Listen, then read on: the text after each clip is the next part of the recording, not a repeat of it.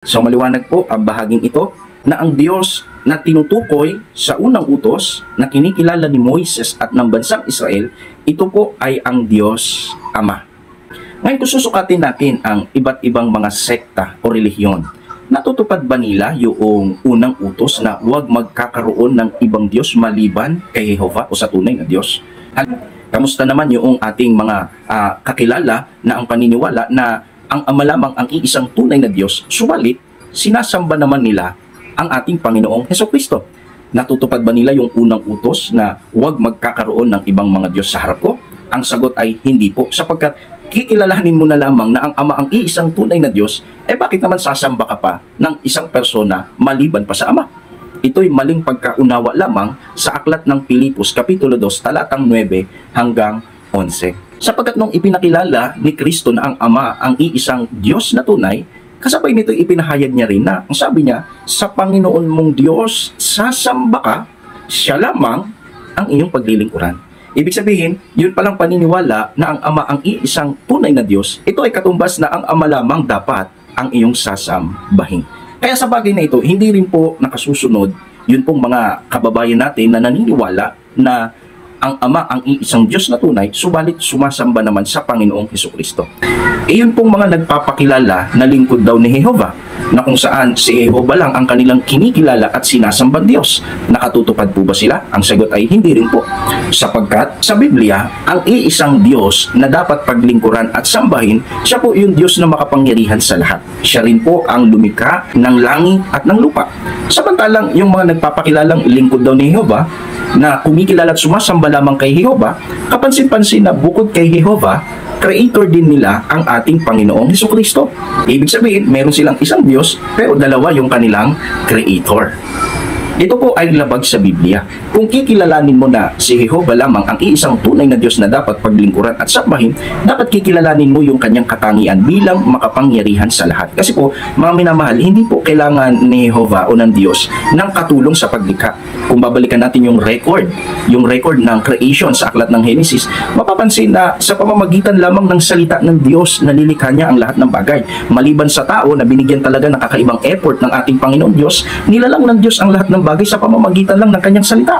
At kung nalilikha ng Diyos ang lahat ng bagay sa pamamagitan lamang ng kanyang salita, no need ng katulong sa paglikha. Hindi niya kailangan kumreate ng isang magkikreate ng lahat ng bagay. Ibig sabihin, kahit pa kinikilala mo si Jehovah na iisang tunay na Diyos at siya lamang ang iyong sinasamba, pero nahahati naman o naibibigay mo sa iba yung pagiging creator niya, ay hindi mo rin po nasusunod yung utos na huwag kang magkakaroon ng ibang Diyos sa harap ko. Sapagkat lumilitaw, dalawa pa rin ang iyong Diyos. Isang Diyos na manlilikha at isang Diyos na katulong sa paglikha. Hindi man lumalabas sa iyong bibig, pero yung pagiging creator ang patunay na dalawa ang magiging Diyos mo sa bagay na yan. Isang Diyos na malaki at isang Diyos na maliit. Kaya labag pa rin po sa Biblia o hindi pa rin po nasusunod ang utos na huwag kang magkakaroon ng ibang mga Diyos sa harap ko. Okay.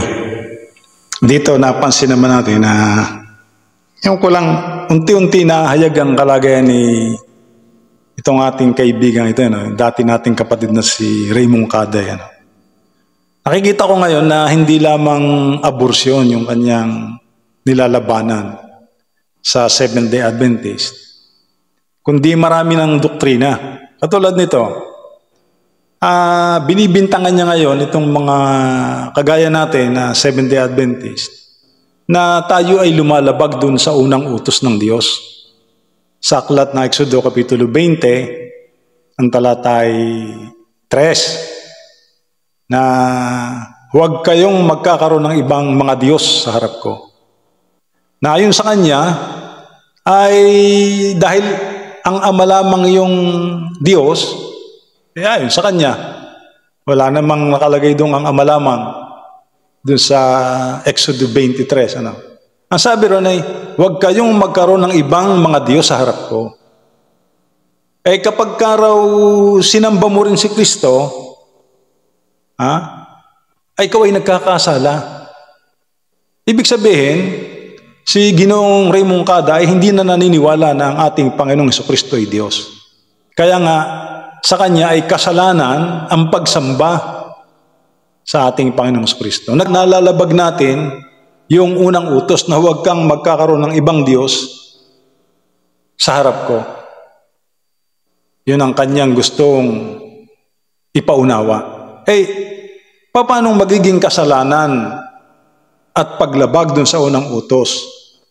Ang pagsamba sa ating Panginoong Jesucristo ay Diyos mismong nagsabi na itong si Kristo ay dapat sambahin. Unang-una, pag sinabing yung talata kasing huwag kang magkaroon ng ibang mga Diyos sa harap ko, ang ating Panginoong Jesucristo naman hindi ibang Diyos. Ang ibang Diyos na tinutukoy doon ng Biblia ay yung mga Diyos-Diyusan, yung mga ribultong kahoy, o kaya yung mga kinikilalang Diyos sa Old Testament, yung mga Diyos na kinikilala ng mga hindi naman Israelita, yung mga Hiteo, Hebuseo, Kananeo, lahat ng mga Teoteyong nasa kanilang paligid. Yun ay may mga Diyos, at alam naman yan ni Mungkada. Yung si Moloch, Astera, si Baal, yun ang ibang mga Diyos na dinidiyos ng mga nasa paligid nila. Yung mga Diyos-Diyosang kahoy at mga ribulto, yun. Ay si Kristo naman hindi naman kabilang doon sa ibang Diyos na yun. Bakit si Kristo ba ibang Diyos? Kapag sinamba mo ba si Kristo, sumamba ka sa ibang Diyos? Hindi, sapagkat si Kristo naman ay hindi naman iba sa Ama, mag-ama nga. Like Father, like Son. Kaya ang pagsamba kay Kristo, hindi yun mali. Kung may babasa ka Mungkada na si Kristo ibang Diyos, o kaya ay Diyos-Diyusan, mali nga yun. Wala ka namang mababasa nga si Kristo ibang Diyos. Hindi. Sabi nga ni Kristo, ako at ang Ama ay isa. Paano magiging iba yun? Kaya hindi kasalanan ang pagsamba kay Kristo. Hindi paglabag dun sa unang utos. Kasi nga si Kristo hindi ibang Diyos. Ito mo ang pakilala ni Kristo. Kay Filipe, 14:9 ng Juan, sabi doon, sinabi sa kanya ni Jesus, malaon ng panahong ako'y inyong kasama at hindi mo ako nakikilala, Filipe. Ang nakakita sa akin ay nakakita sa Ama. Paanong sinasabi mo, ipakita mo sa amin ang Ama? Diba? Pinakikita ni Kristo sila hindi magkaiba ng Ama. Kaya kung sambahin mo si Kristo, hindi yun paglabag sa unang utos. Kasi si Kristo naman hindi ibang Diyos. Ito pa ang sabi nito, Hebreo 1:3. Palibhasa'y siya'y sinag. Sino siya? Si Kristo. Palibhasa'y siya'y sinag ng kanyang kaluwalhatian at tunay na larawan ng kanyang pagkadiyos at umalalay ng lahat ng mga bagay sa pamamagitan ng salita ng kanyang kapangyarihan.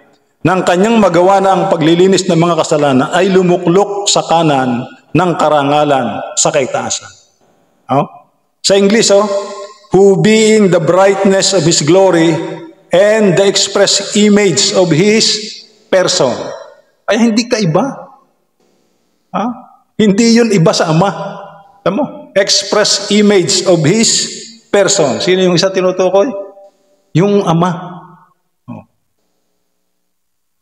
Sa Good News Translation, nakalagay dito, He reflects the brightness of God's glory and He is the exact likeness of God's own being. Tama, hindi iba. Hindi ibang Diyos, si Kristo. He is the exact image of His person. Paano magiging iba yun? Eksakto nga. The express image of God. Paano magiging kasalanan ng pagsamba doon? Mismo ang Diyos ang nag-utos na sambahin si Kristo. Hebreo 1:6. At muli nang dinadala niya ang panganay sa sangkalupaan, sino yung panganay? Si Kristo. Ay sinasabi, at sambahin siya ng lahat ng mga anghel ng Diyos. Biruin mo yan. Pati yung mga anghel, inutusan na Diyos sa sambahin yung kanyang anak. Tapos sasabihin mo kasalanan. Sa unang utos ang pagsamba kay Kristo.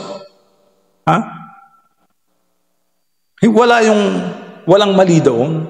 Walang paglabag sa unang utos pag sinamba mo si Kristo. Narito, lumapit sa kanya ang isang kitungin at siya'y sinamba.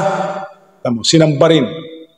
Ano pa? Mateo 9:8. Samantalang sinasalita niya ang mga bagay na ito sa kanila, narito, dumating ang isang pinuno at siya'y sinamba.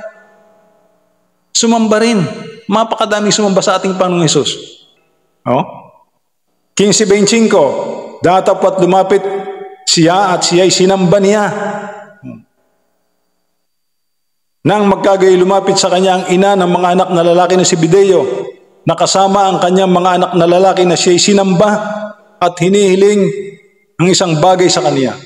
Kadami na sumamba sa ating Panginoon. Ibig mo sabihin, mga nangagkasala yun?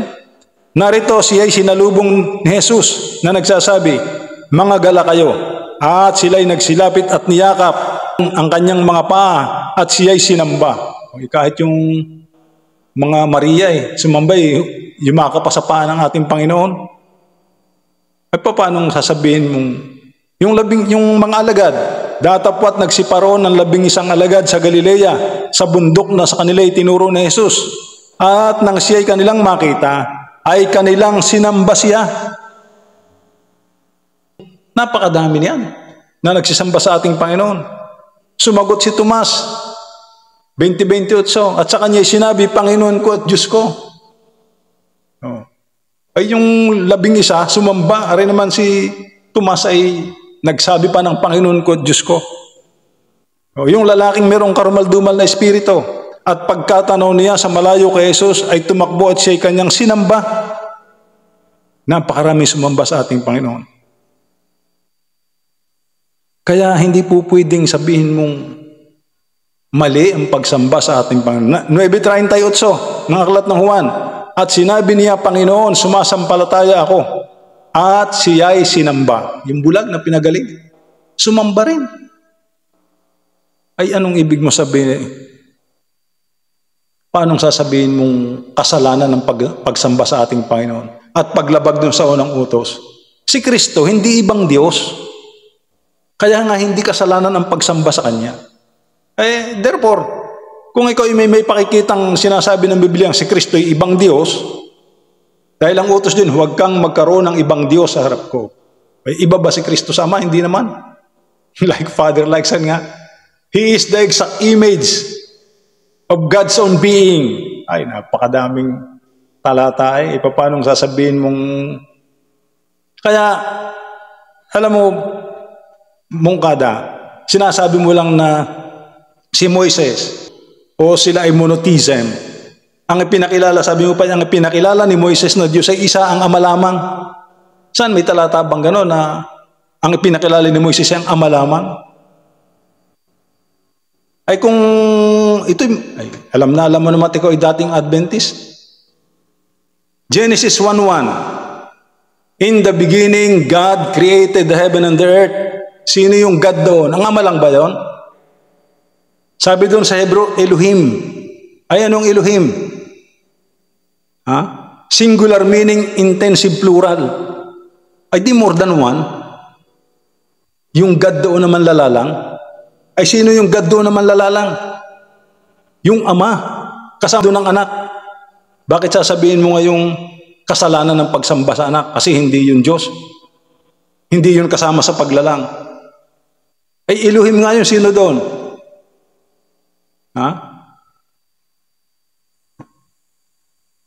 Juan 1:1, para malaman mo kung kasama doon si Kristo. Amplified Bible, para mas maganda at may referensya. Sabi rito, in the beginning. Ano daw yung in the beginning? Before all time. Was the Word? Sino yung Word? Christ. And the Word was with God, and the Word was God Himself. Verse 2. He, sino yung He? Si Christ. He was present originally with God.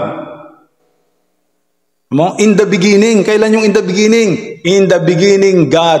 Sino yung God doon? Elohim. Sabi naman dito, Christ was present originally with God in the beginning. Hindi ka maliligaw dyan. Kaya yung Elohim doon, ay kasama doon si Kristo. Kaya nga sabi doon ng Genesis 1:26, lalangin natin, plural, lalangin natin ang tao ayon sa ating wangis. Plural ang ginamit. Na panghalip. sa kanila. Lalangin natin ang tao ayon sa ating wangis. Kasi nga, ay kasama dun yung anak. Kamanlala lang yun. Hindi ginawa ang lahat ng mga bagay kung wala siya. Yan o. All things were made and came into existence through Him. And without Him was not even one thing made that has come into being. Co-worker nga yun kasi God nga yan, Diyos nga yan. Nang pasimula siya ang berbo at ang berbo ay sumasa Diyos at ang berbo ay Diyos. Sino yung berbo? Si Kristo. Sabi ng Biblia. Alam mo yung salitang verb? Yan ay kapag tiningnan mo sa mga referensya, lalo ko sa dictionary, pagka maliit na letter, ang nakalagay doon ay very simple lang meaning, action word. Verb is an action word. Diba? Pero kapag sa malalim-lalim na pag-aaral at nakita mo yun sa mga general references, nakita mong capital letter ang pasimula ng verb, hindi yan basta action word. Kundi yan ay pangalan na ikinapit sa ating Panginoong Hesukristo. Yan ay tumutukoy doon sa bugtong na anak ng Diyos. Kaya pag sinabing berbo ng Biblia, hindi yan basta salita. Wala namang ibang berbo. Yun ang berbo, yun ang Misaya. Yun ang Kristo. Kaya sabi din sa Juan, nang pasimula siya ang berbo, at ang berbo ay sumasa Diyos, at ang berbo ay Diyos. Yun ay pangalang ikinapit sa bugtong na anak ng Diyos. Apokalipses 19:13. At siya ay nararamta ng damit na winisikan ng dugo. Si Kristo nga ang tinutukoy doon. At ang kanyang pangalan ay tinatawag na ang berbo ng Diyos.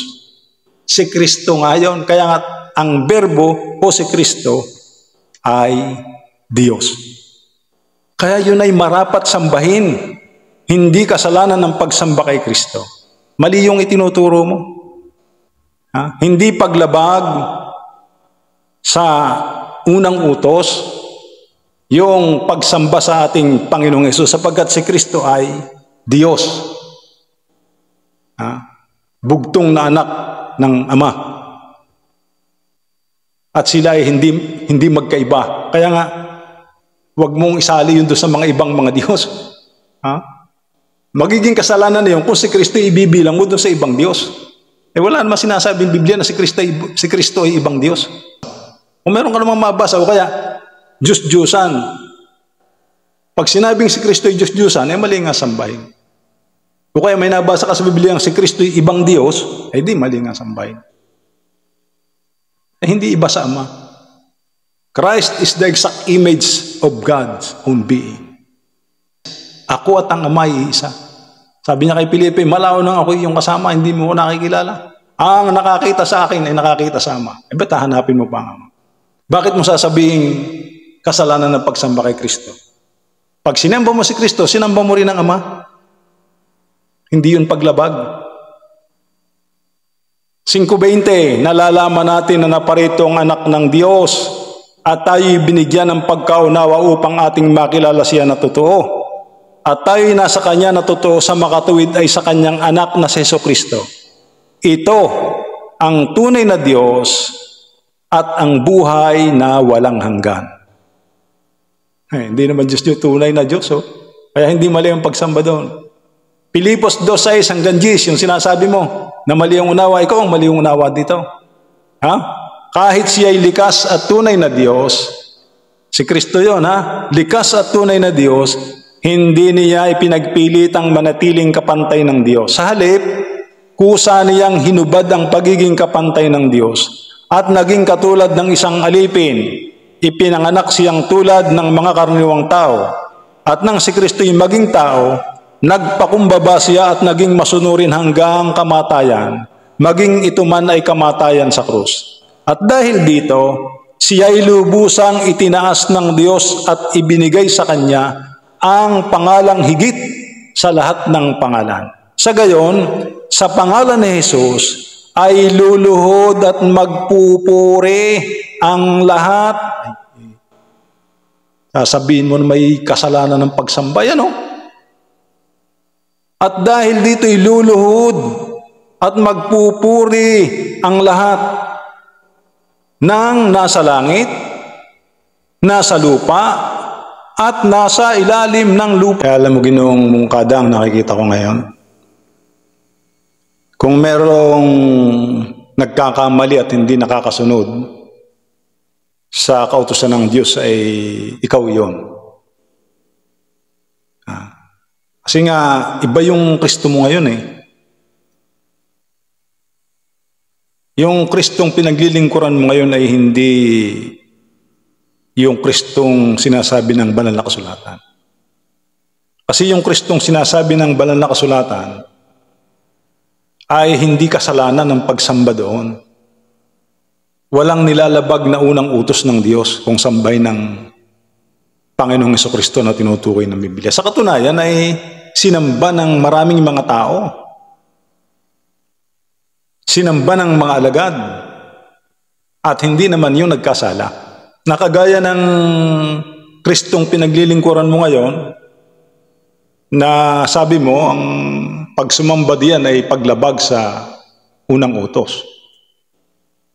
O hindi nakakasunod. Nagiging dahilan upang hindi masunod yung unang utos. Kasi itinuturo mo na yung iyong Kristo ay hindi dapat sambahin. Ang Kristo naman ng Biblia ay dapat sambahin. Iba rin ang Diyos na itinuturo mo. Ang Diyos ng Biblia ay nagtuturo na sambahin ng kanyang bugtong na anak. Ang iyo namang Diyos na kinikilala ngayon ay bawal sambahin. Meron ding anak pero bawal sambahin yung kanyang anak. Kaya malayo na. Malayo na yung iyong itinuturo sa katotohanan. Kaya minsan naisip ko rin sa una pa lang ng iyong pagpapahayag ay talagang ewan ko, natatawa na ako. Pero mong sabihin mo na mula sa oras na ito ay aking itinitiwalag na ang Seventh-day Adventist bilang aking iglesia. Kaya pinalalabas mo na yung Seventh-day Adventist ang umanib sa iyo. Yun bang Adventist, yung bang Seventh-day Adventist Church ang umanib sa iyo? At ikaw ang magtitiwalag sa kanya? Pambira. Akalain mo yung mga panal. Sa pag-iwas mo masabing ikaw ay itiniwalag, inunahan mo na. Itiniwalag mo ngayon yung iglesia. Ang nakakita, no? Nakakita ng ganyan, ititiwalag mo ano yun? Pinalalabas mo na yung Seventh-day Adventist ang umanib sa'yo? Mali yun. Yung sinasabi mo nga na kasalanan ng pagsamba sa ating Panginoon ay tinututulan ko yun. Yun ay hindi totoo. Sapagkat sa banal na kasulatan ay pinatutuhanan at maliwanag namang nababasa na kahit ang mga alagad at ultimo ang Diyos ay iniuutos na sambahin yung kanyang bugtong na anak. Sabi pa nga doon kahit yung mga anghel ay iluluhod ang kanilang mga tuhod, kahit yung mga nilalang sa ibabaw ng lupa at nasa ilalim ng lupa. Pagkatapos sa iyo naman ay bawal at kasalanan, paglabag sa unang utos. So talagang napakalayo na sa banal na kasulatan na yung itinuturo. Anyway, yun ay reaksyon sa iyong mga ginagawang pagpapahayag. God bless. Bye-bye.